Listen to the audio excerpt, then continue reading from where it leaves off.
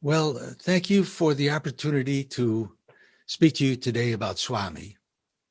And I'd like to start by saying a word to Swami. Dearest Swami, thank you for bringing us together and for giving me the opportunity to say a few words about you. I know you're omnipresent. You're always with us. You're in our heart.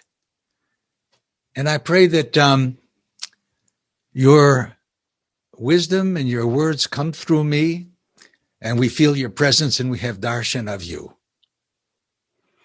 And dear brothers and sisters, so it's a real honor to spend some time with you and to speak about Swami. I'd like to start by saying a few words about my early life. And I was born in Detroit, Michigan, into a medical family. My father was a doctor. I was a doctor, a psychiatrist. My brother is a doctor. And so we were brought up more or less in the scientific tradition and believing that facts and experimentation was important. And I also, at a very early age, was very interested in spirituality. And I would enjoy reading about the mystics in different traditions: Jewish mystics, Christian mystics, Buddhist mystics, Hindu mystics, Zen swordsmen, that seemed to tell us that there was another dimension besides the sensory material world.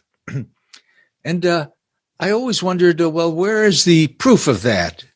Because we heard plenty of stories from realized souls and from teachers and sages, but where was the proof? And probably because of my interest in spirituality, I took toward psychiatry when I started to pick a specialty and a training. And I thought that I would find out something about why we were born in this great miracle, a sky so high, born between birth and death.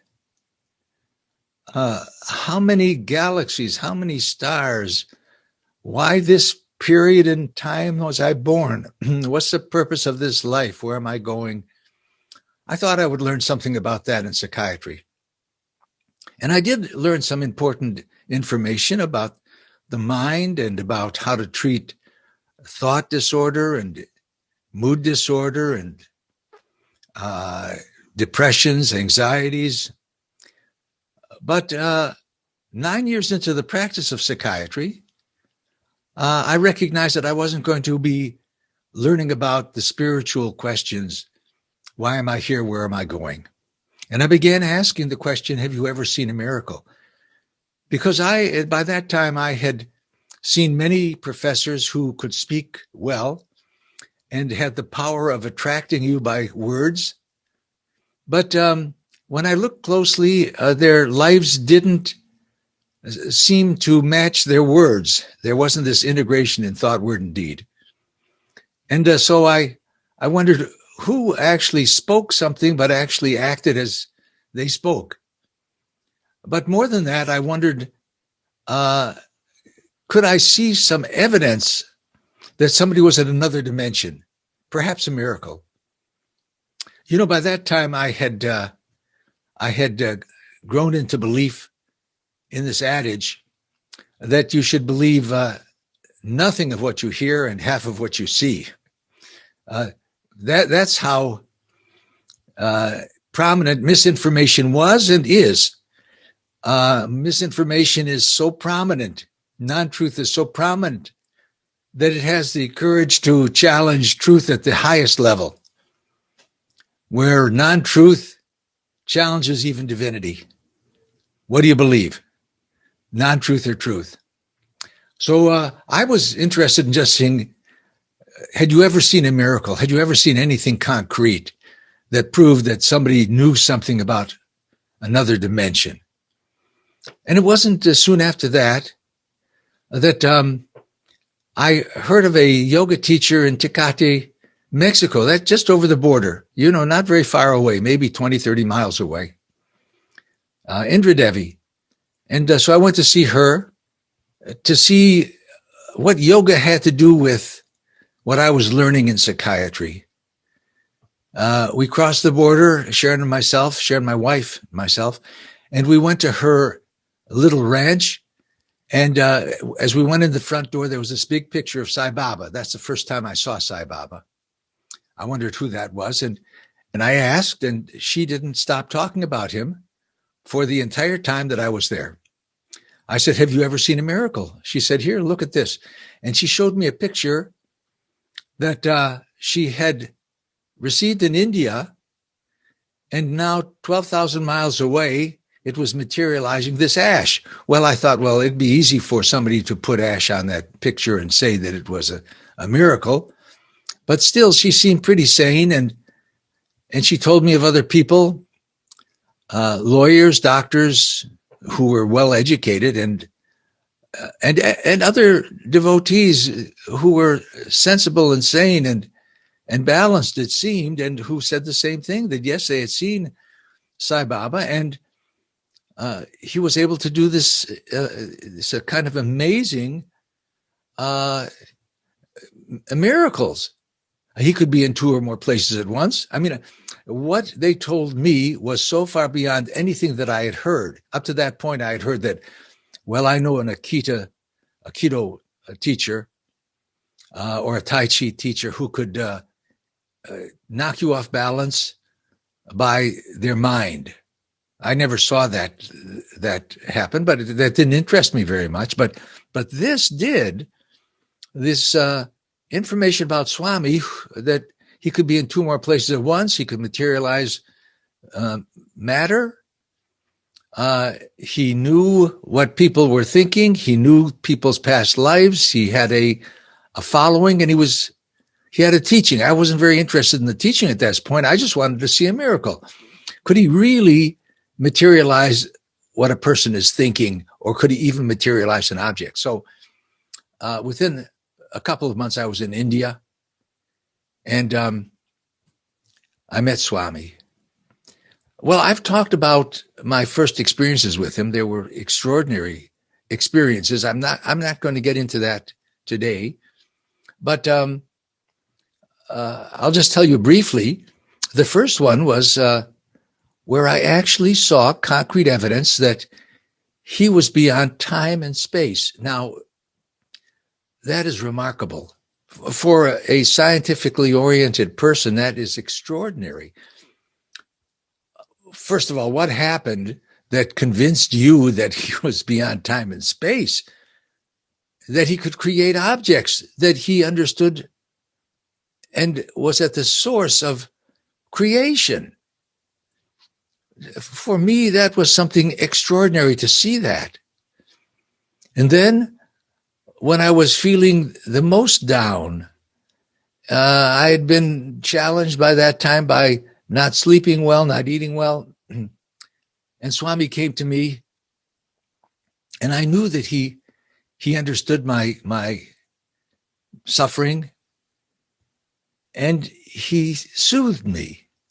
Well, all of that I've written about in books, and I've talked about, and so I'm not going to get too much into it, but to find somebody where there was evidence that he was beyond time and space, could regulate and move around, control time and space, and that he could create matter, and that he was loving and responded to people. My goodness, do we understand the extent of that, the meaning of someone that has that kind of power and consciousness? It's truly extraordinary. So I just had the impulse to write about him. I don't know where that came from, but maybe past lives, who knows? I turned my bedroom into a writing place. I had a little corner where I would write, and my wife would wonder, well, Sam, why don't you come to bed here? What's going on over there? And I would write and write and write. And within a couple of years, I had written a book called Sai Baba, the Holy Man and the Psychiatrist. And in 1975, published it and brought it to Swami and gave it to him. And he seemed pleased. In fact, he said he was pleased. And I was so taken by the evidence that there was this person that had come to us with such extraordinary consciousness that was beyond time and space and creation, and that he had personal love and protection for us.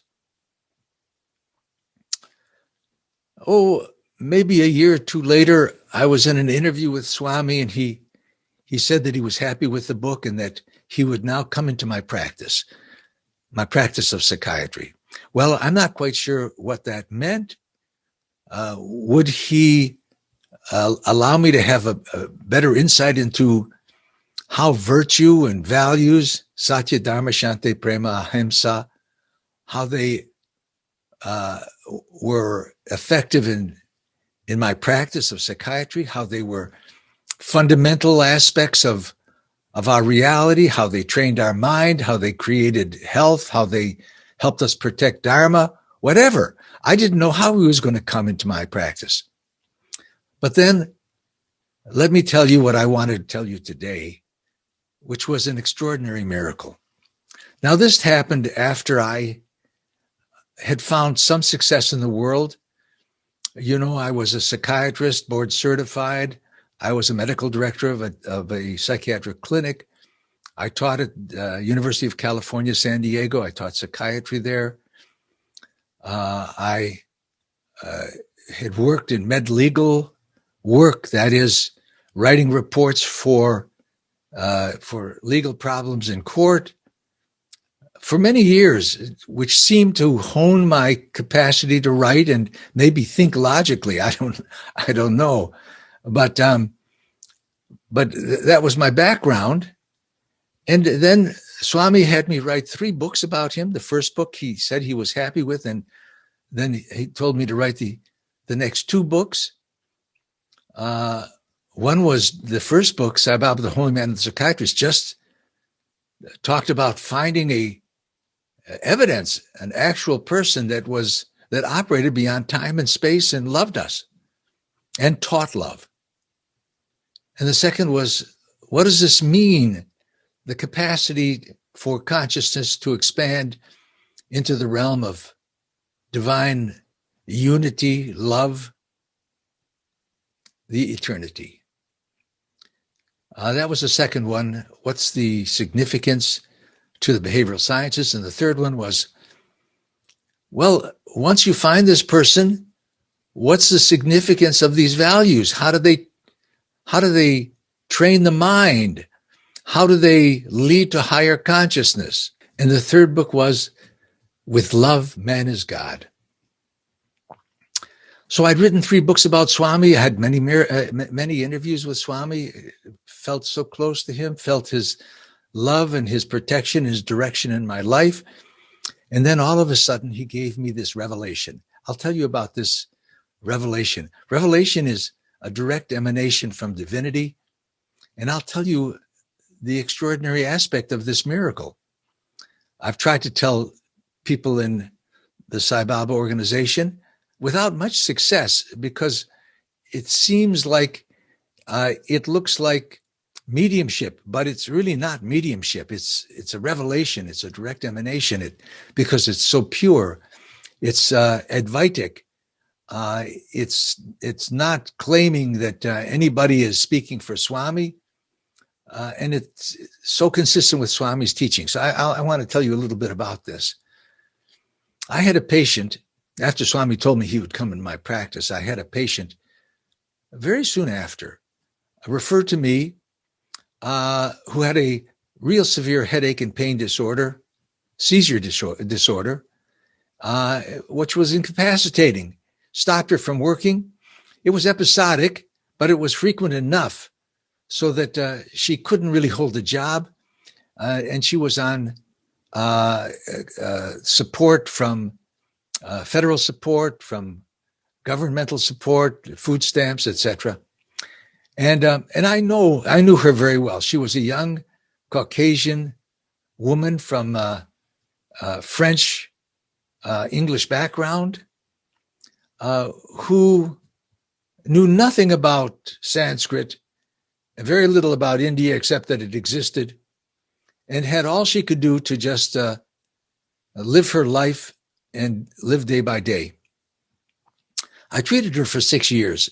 She even was so ill that she had a brain biopsy at University of California, San Diego. Their neurosurgical department admitted her, took a brain sample, a biopsy, which came back that she had some minimal vasculitis, but not enough to cause such a severe syndrome. And after 6 years, she got a little better and she stopped treatment. And 2 years later, she called me and said that Sai Baba had been visiting her. Now, she knew who Sai Baba was because I had pictures of him in my office. And he was visiting her and speaking an unusual, strange language. Well, I thought at that point that she was just manipulating me, and that this was so far-fetched that I didn't believe it. But I played along and said, well, can you remember what he was doing, what he was saying? And she said it was in a strange language, but yes, I think I can remember. Well, can you write it down? Yes, I can. Can you translate it? And she said, yes, I think I can. I said, well, if that happens again, then you call my answering machine. Don't wake me up in the middle of the night, but call my answering machine. And then chant whatever's being said and translate it if you can. And so very soon thereafter, a day or two, I pick up my answering, my calls, and there on my answering machine, I hear her speaking Sanskrit. How she knew Sanskrit, I knew it was Sanskrit, I knew a few words, but how she knew Sanskrit, and she went on, and that was my first understanding that something unusual was happening. I said, well, come to my office and bring messages that you've written down, and let's take a look. And that's how the story began. And so I'd like to show you by some video clips just how this miracle of the transmission of this extraordinary wisdom came. Remember, here's a patient of mine, so unlikely, a patient of mine, who I had been treating, and I knew very well that she did not know not only the languages, but she didn't know the meaning of the messages, although she could translate them. She could translate them for a while, but if time went by and she had a pain syndrome or just with time, she would lose the capacity to understand what they meant. But initially she could translate them. I took 11 and a half hours of video over the next 2 months of her giving these messages, really remarkable. And I have written a video book, which you can see. I'll provide a link so that if anybody's interested, they can see the unfolding of this miracle in greater detail and the meaning of the messages, which are really phenomenal. Each message had deep meaning, and all of them together told a story, an unfolding story, which was really extraordinary. So let's begin by showing you the initial little clip of the overview of these messages and see what you think. I'd like to describe the most amazing personal miracle that I have received from Swami. After my education, after receiving initial miracles from Swami that revealed who he is, after writing 3 books about him, he gave me a great teaching, a revelation, which I studied for years and spent time and energy deciphering and translating with a Sanskrit scholar. The teachings, the revelation, was miraculously transmitted in 14 messages, and here's how the story began.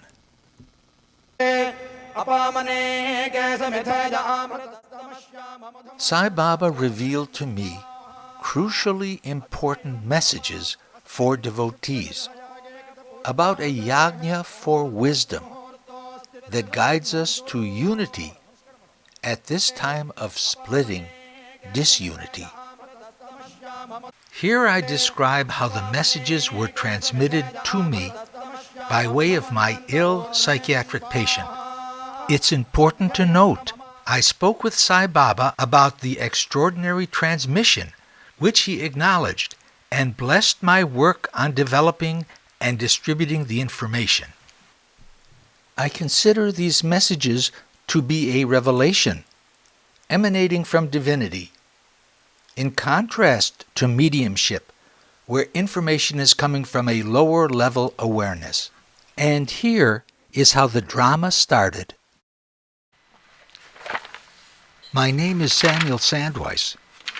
I practiced psychiatry for about 40 years, until retiring in 2006, when I had time to turn attention to my most remarkable case. In 1983, about 20 years into my psychiatric practice, a young Western Caucasian woman patient, Jackie, who I had been treating for 6 years for a severe headache and seizure disorder, told me that she was being visited in an inner dimension by an Indian holy man, Satya Sai Baba, who I had known, visited, and written about. She said that he was speaking to her in a strange language. Initially, I thought the visitation and chanting were imagined, and her attempt to manipulate our relationship. I was astounded, however, when a day later I heard her leave fluid and complicated Sanskrit messages on my answering machine recorder, messages that she could write down phonetically and translate. Let me play this for you and see if you can recall anything, okay?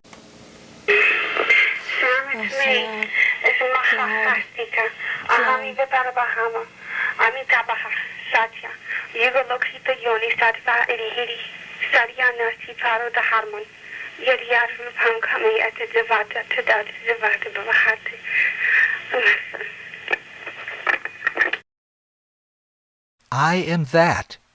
Take note, great believer.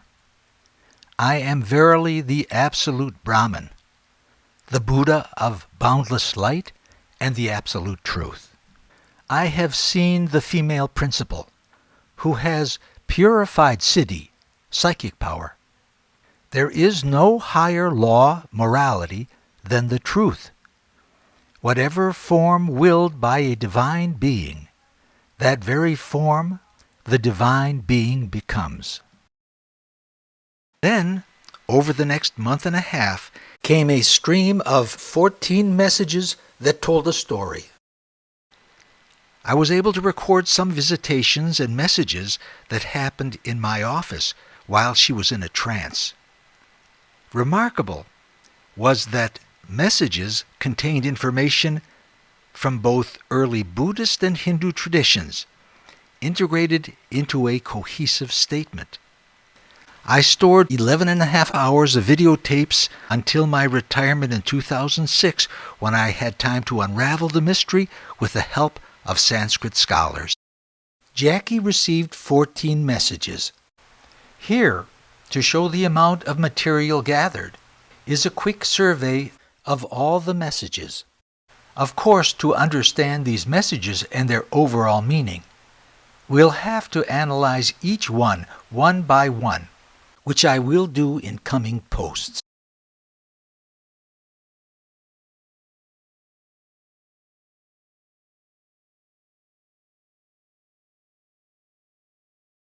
Let us consider how important are these messages and the need to take them seriously.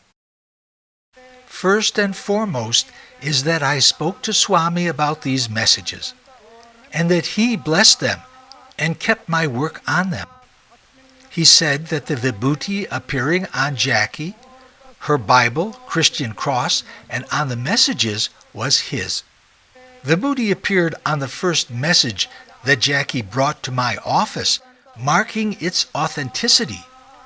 Most dramatic was during Guru Purnima 1983, the culmination of the event, when Vibhuti appeared on Jackie's body and on pictures and objects in the home of the caretaker. And so the Vibhuti that we're seeing right now was materialized, looked like spontaneously today? Yes, in an instant. In an instant? These drops right here, these are drops of Amrita. Yeah, and These right over here? it was dripping down. We were eating it. It was dripping down here. We were eating it. Dripping down on the dresser here.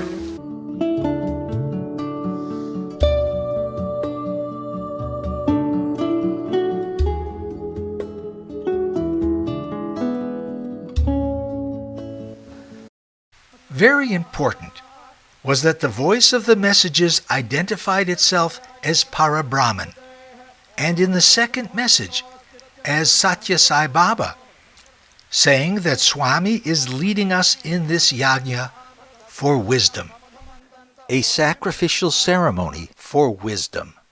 Now, these messages have great relevance to us because they really speak of a current problem about non-truth challenging truth. How easy it is for the mind to believe misinformation, and how the mind has to be perfected to be able to discern truth from non-truth. How the buddhi has to develop so that we develop the discernment of being able to recognize truth from untruth.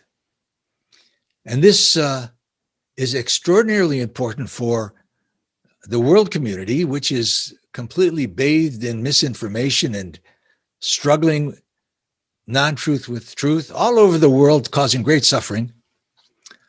And it's in our Sai organization.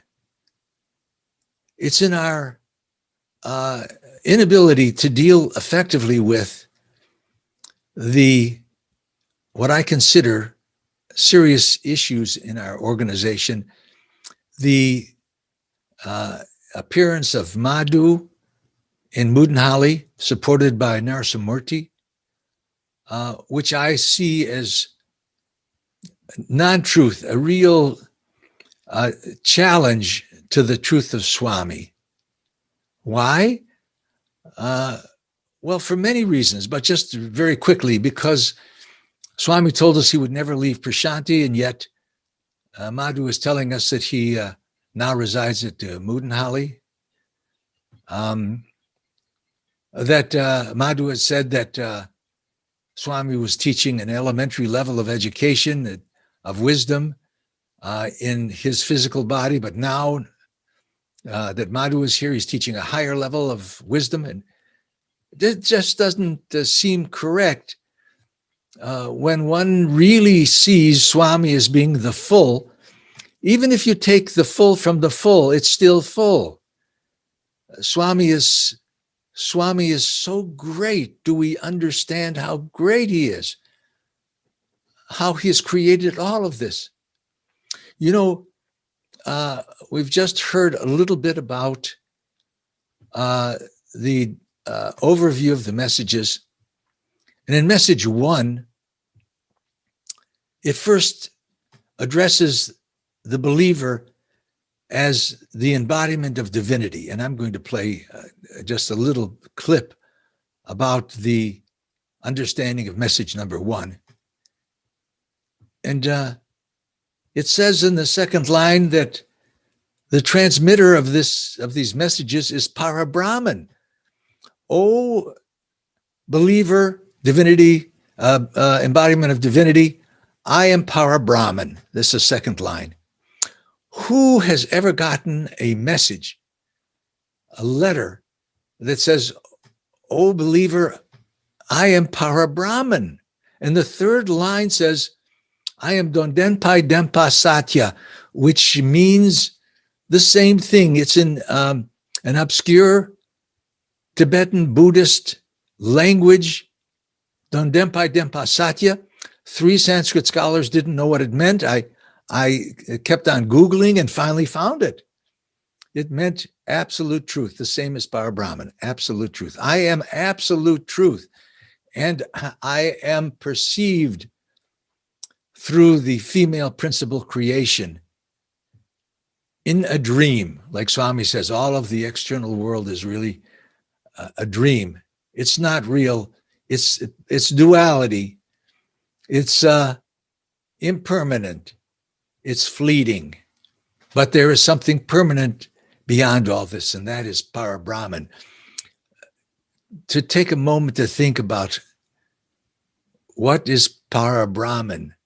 What does it mean, Parabrahman? Parabrahman is so great, it's beyond birth and death and time and space and creation and everything. It all potential is in Parabrahman, which is beyond all attribute. Who can even conceive and understand such a reality?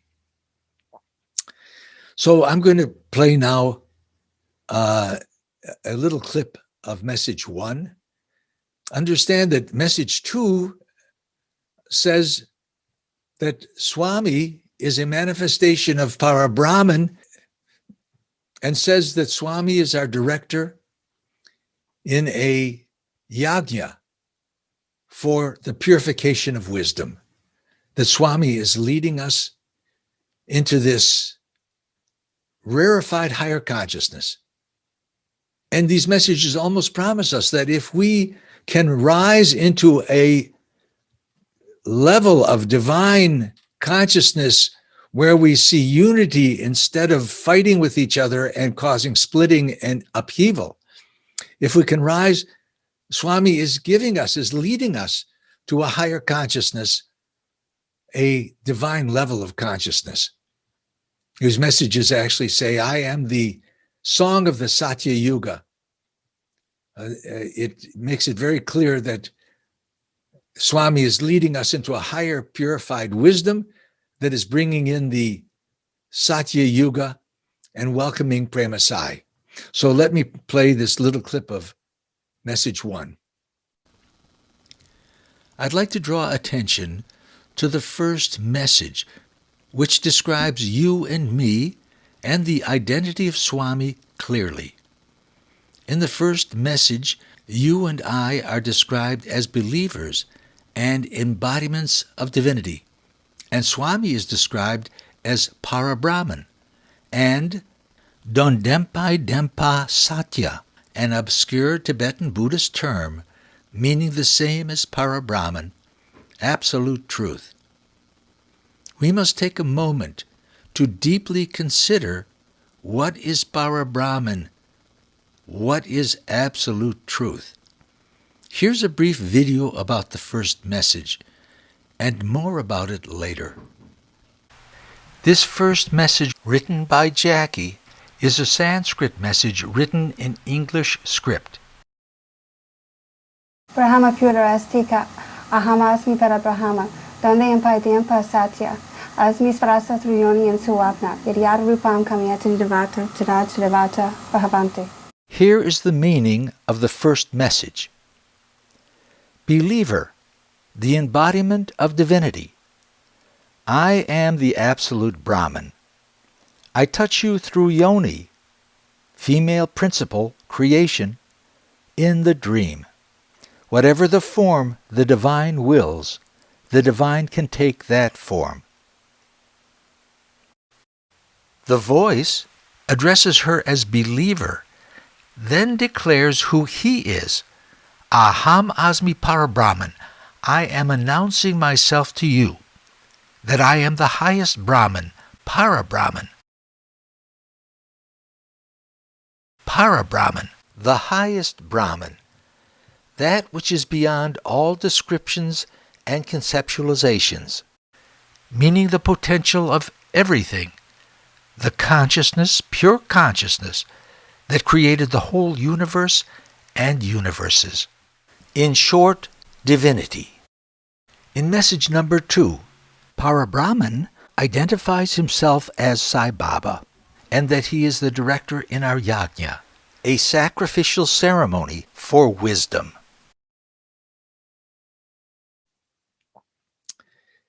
The messages go on to say, by message 11, up to message 11, there are just extraordinary aspects of divinity that are being defined and being aspects of Swami. But in message 11, there's a real turn of events, and I'm going to play a little clip about this, in which there is expressed the idea of a dark force invading not only the entire world, but also the Psi organization. But let me play this clip about the 11th message, which describes that there is going to be a left-hand teacher, that is a teacher with a deviant teaching that surfaces, that is teaching a fearful reality, and that we have to be cautious and we must counter it. The idea is that it is here for a reason. This challenge to Swami's divinity itself, this challenge to world peace and happiness of all people. And we have to challenge it. We have to stand up for Dharma and protect Dharma. Because when we protect Dharma, Dharma protects us. So this 11th message tells us how serious is the upheaval, is the dark force, and our need to counter it, and the promise that Swami will lead us to a higher level. But there is almost a command by Swami that we must challenge this and stand up for Dharma. I'm hesitant to show you this 11th message because of the level of distress that patient Jackie is in. She's in a severe panic reaction. And I've had a lot of experience with people who have been in panic or been having mental disorder and distress. But this is one of the worst expressions of panic that one can imagine. And so I hesitate to show it because it can be frightening to some people.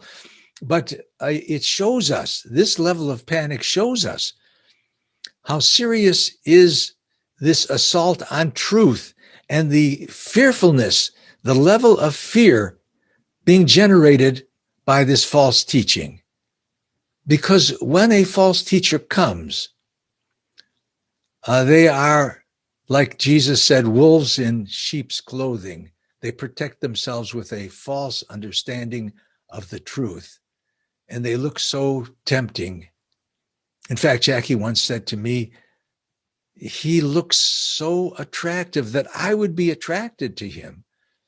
But Swami told me that you'll protect me and he'll protect us. So I want to show you, even though the level of distress of Jackie is so intense, it is just an expression of the fearfulness, the level of fearfulness that is hidden by in camouflaged form by this false teacher. Be very, very careful and very wary.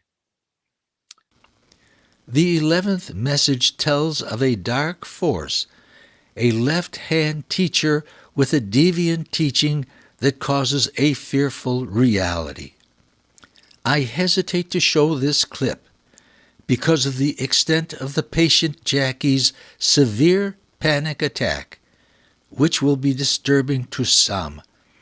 But the severity of the panic shows us the extent of the fearfulness of the threatening reality created by this false teacher. The messages warn of a negative force, a left-hand teacher who is creating a fearful reality that is harmful to Dharma and wisdom. We are to counter this fearful reality with the wisdom revealed in these messages.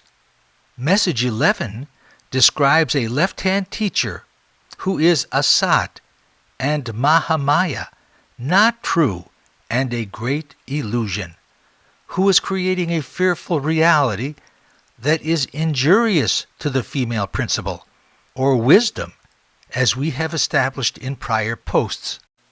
Jackie was most comfortable on the floor when trying to relax and recall Sanskrit messages.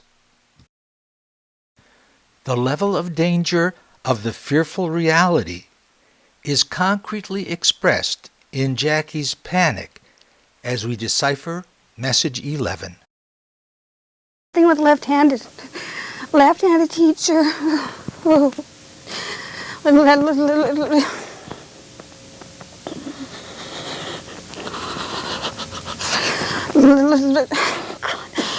Left-handed teacher, not real.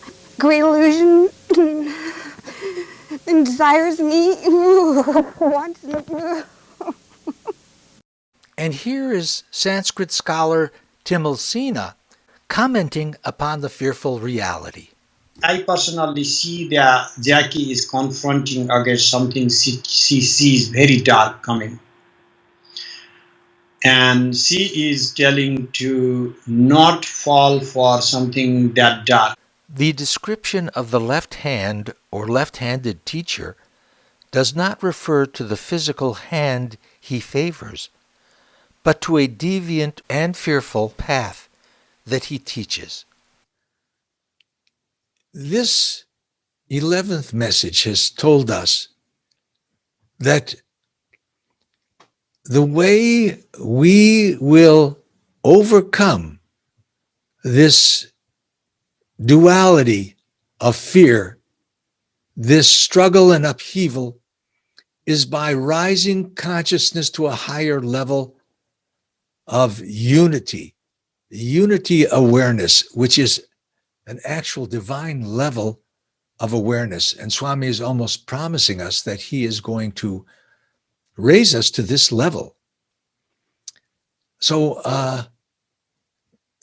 this is the path, unity awareness. I remember in the year 2000, Swami's 75th birthday,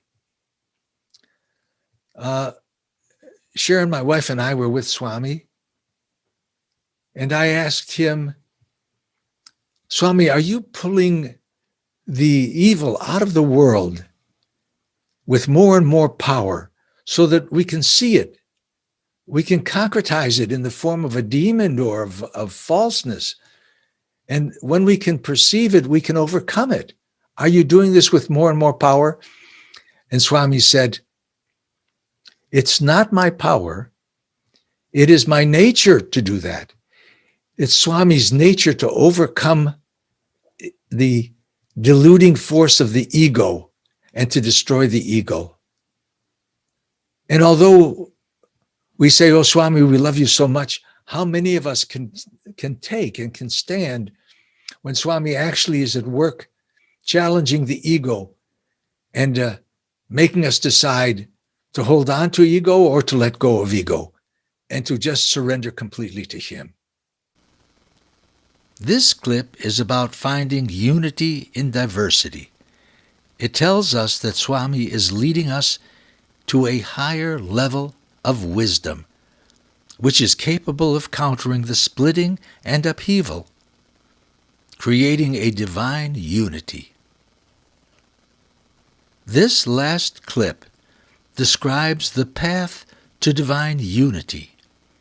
We should keep in mind that these profound Advaitic messages are being reported to us by the most unlikely source, my ill psychiatric patient, and in numerous Sanskrit-related languages that she did not know, while making complete sense and being consistent with Swami's teachings about the path to higher wisdom.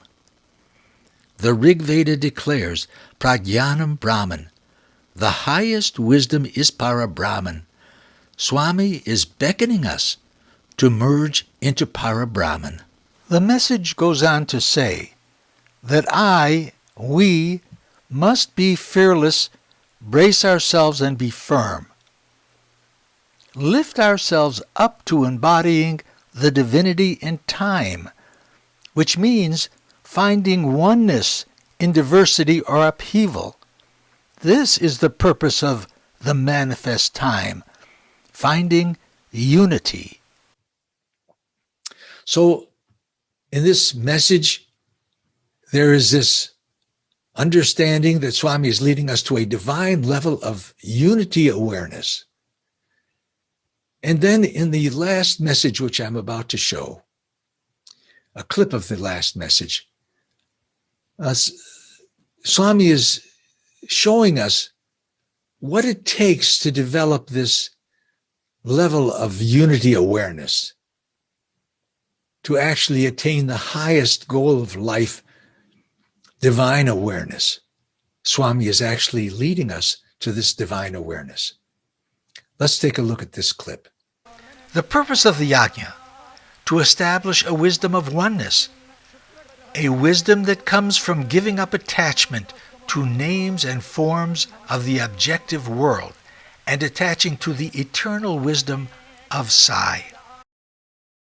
The purpose of the yajna, for a wisdom of oneness, unity, is stated in the last message 14.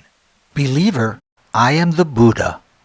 Teacher is the divine wisdom. In this discipline, the teacher, divine wisdom, is the absolute truth. As I understand, absolute truth in Mahayana Buddhism is emptiness, non-attachment, similar to the Advaitic path to non-attachment, the Advaitic practice of neti, neti, neti. Not this, not this, not this. This path entails not holding to bodies and feelings, names and forms, being empty of attachments, being free. I'd like to say a word about detachment as I understand it, because I think that detachment is at the core of understanding the ability to rise into higher consciousness and to find freedom from the pull of the sensory material world.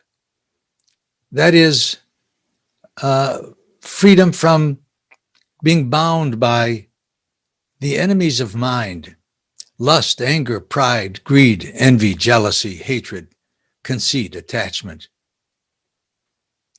And how do we do this? How do we find this kind of freedom, which is at the basis of finding compassion, unconditional love? The process, as I understand it, is twofold.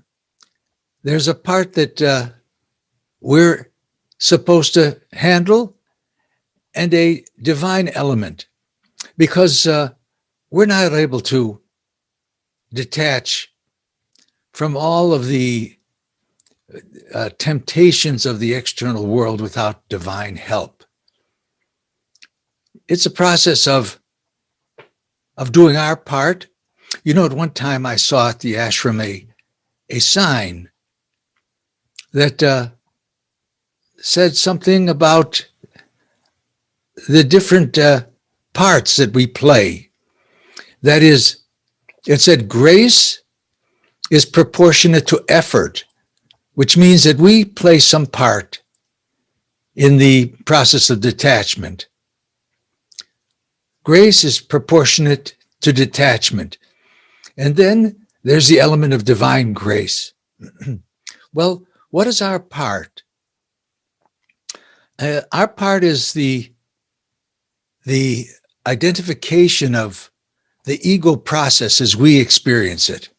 That is, when we find and experience and recognize the enemies of mind, the enemies of lust, anger, pride, greed, envy, jealousy, etc. And we make an effort to overcome, to understand that this is all a play of divinity, that we're not the doer, he's the doer. Our effort is to recognize and to try, from an earthly point of view, how to release ourselves, but to understand that for this high ability, that is the ability to rise beyond the pain and suffering of the world, adverse conditions, failures, and losses, and have no attachment, not being affected by adverse conditions, because we're so centered in divine love. We're so centered in Swami that's all we see. And we know that all is his play, but still we have effort to do. We have to identify and try to overcome and ask for his help. You know, it's like what Swami told my daughter, Rachel, when we were in an interview with him. And Rachel asked, how can we get closer? And he said, you have to talk to me all the time.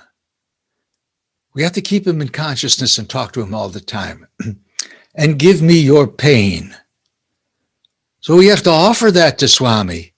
And by his divine grace, he accepts it and in return gives us love. What a process this is. Because when we detach with his grace from the temptations of the external world and are unaffected whatsoever, we're so centered in divine grace, in his love, that all of this is a passing cloud. All attachment to the sensory material world is like a passing cloud. When that happens, what a great gift it is from Swami to have nothing but his love to rest in. And with these few words about my understanding of detachment and its place in the development of rising consciousness and the development of compassion and love and freedom from the pull of the external sensory material world, I'd like to tell you a brief story about my friend Dr. Jack Hislop and his understanding about detachment. Many of you know who Dr. Hislop was. He was the first president and chairman of the U.S. Psi organization, very close to Swami, wrote books about Swami, My Baba and I, and Conversations with Satya Sai Baba. Was a very high soul. I knew him very well. He lived close by. And I saw him at his highest strength. He was a very powerful soul. And I saw him at his weakest point because he developed a cancer and we were taking care of him in San Diego. And one time I said, Jack, how are you doing? He said, well, I'm trying to set up in bed. I said, Jack, what is harder? Going to Japan, which he did do when you were very ill, and giving 35 talks in 10 days when you could hardly stand up, or putting your feet over the side of the bed. And he said, well, Sam, old boy, and that's how he would call me. He says, putting my feet over the bed. You know, we're all taken down one way or another. We could be strong one time, but we all have to face our maker in terms of being humbled by the taking away of the powers we thought that we owned, but were just given to us for a brief period by our beloved Swami. And Jack knew this. He knew that he would hold on to Swami when he was weak, when he was strong. And one time I asked Jack, well, Jack, did you see Swami today? Because he could see Swami at times. And he said, well, Sam, old boy, you know, I didn't see him today, but it's more important to know what not to see, what not to experience, what not to do. Then to hold on to Swami, it's best to know what not to hold on to. And he said, never dip your hand in the stream of karma.